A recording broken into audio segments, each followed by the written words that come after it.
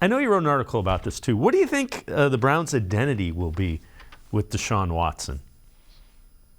I don't know. I think that's kind of like the question of the hour because for so long throughout this early portion of the season, I have been very adamant that I felt like, it's not like anybody would admit this, but as a bystander, somebody watching them, but who's here every day, it felt like their identity was kind of waiting for Deshaun Watson. That we'd see them run plays, for example, and be like, it wouldn't work out with Jacoby Brissett as the quarterback, but it would be like, oh, that'll be nice when Deshaun's back. But it's like, why are we running that? Like, why aren't we maybe tailoring things a little bit more to what we have on the field? I do think part of it is wanting to make sure all the other pieces of the offense were ready for when Deshaun Watson comes back, so it can maybe be a bit more of a seamless transition. But I do think they kind of have to figure out what they're going to look like with him. And again, it goes back to, I think, when Kevin Stefanski is calling those plays, designing this offense around Deshaun Watson, what's going to work well, how best can they utilize his processing, design runs for him, his ability in RPOs, all those things I think could help you and could help open up your run game, which given this team's strengths, that would be huge too. So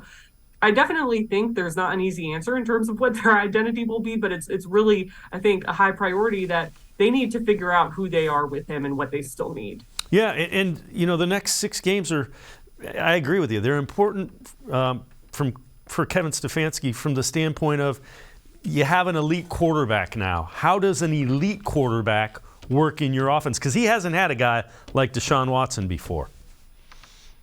No, this is really, I think, the first time, looking at even just his time in Cleveland, right? Like, this is the first time he's going to have his quote-unquote quarterback. Like, Baker Mayfield was not this regime's guy. Obviously, we know that. He was a holdover from the Dorsey years, obviously. But I do think that this, in that sense, there is a lot at stake for him. It's his best chance to kind of show what he has as a play caller. I think sometimes the biggest criticism of these Kevin Stefanski offenses these last 2 years especially have been this perceived like lack of creativity or predictability almost. I think when you have a quarterback who has the various skill sets that Deshaun Watson has, it makes it a little bit easier to avoid those pitfalls. Yeah, I agree wholeheartedly.